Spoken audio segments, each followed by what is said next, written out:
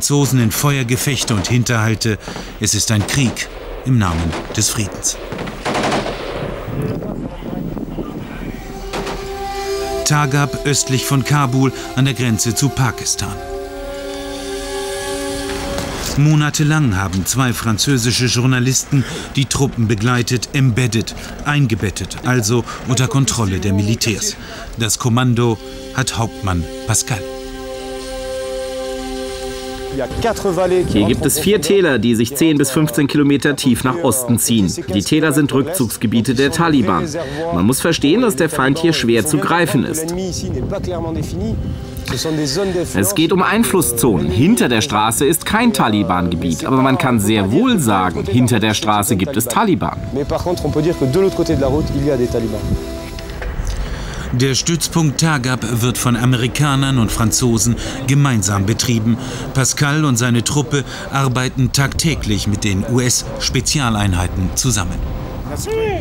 Die Franzosen bilden die afghanische Armee aus, mit dem Ziel, dass die Afghanen eines Tages allein für die Sicherheit sorgen können. Schießtraining 600 Meter daneben.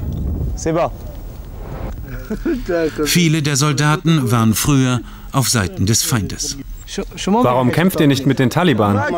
Früher waren wir Taliban, aber die haben uns nur Unglück gebracht. Jetzt wollen wir Frieden. Die Taliban sind gut informiert. Ständig sickern Informationen über Einsätze aus dem Stützpunkt nach draußen trotz größter Vorsichtsmaßnahmen. Wir wissen, dass vor jeder Operation jemand im betreffenden Gebiet anruft. Jemand ruft da an. Es ist eben alles käuflich in Afghanistan. Bilder, die die Soldaten selber gefilmt haben.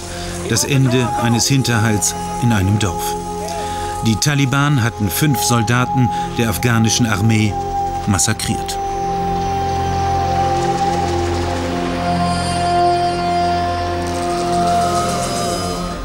Pascal plant eine Operation mit den Afghanen und dann... Da ist eine Rakete eingeschlagen. Schnell, schnell, raus!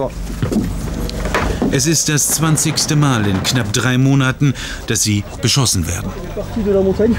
Die Rakete ist in den Bergen gestartet, aber sie haben Scheiße gebaut. Sie ist da vorne eingeschlagen.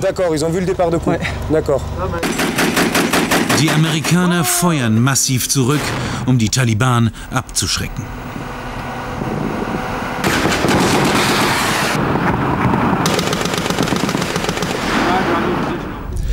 Tags darauf. Die Attacke der vergangenen Nacht muss gesühnt werden. Es geht ins Dorf gegenüber.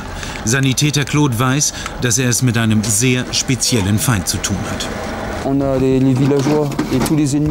Tagsüber sagen uns die Dörfler und unsere Feinde, wenn wir vorbeifahren, Hallo. Und abends packen sie Kalaschnikows und Raketenwerfer aus. Die Operation beginnt. Sie suchen Waffenverstecke und werden versuchen, die Taliban-Chefs, die den Angriff geführt haben, zu fassen. Die Franzosen und die afghanische Armee zingeln das Dorf ein.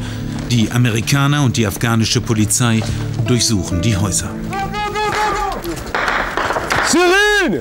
Der unsichtbare Feind ist da. Feuerschutz für Kameraden und schließlich Rückzug.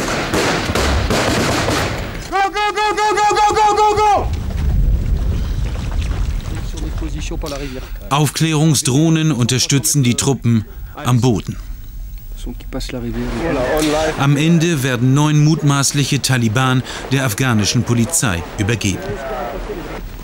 Es gab keine Toten bei dieser Aktion, heißt es, ein Erfolg. Es geht zurück ins Lager. Das ist sicher. Inmitten des Sturms fragst du dich, was mache ich hier eigentlich? Aber dann machst du den Job. Du hast keine Wahl, sonst siegt der Gegner. Es ist Zeit, Adieu zu sagen. Nach 3 Monaten in Tagab dürfen Pascal und seine Truppe wieder nach Hause.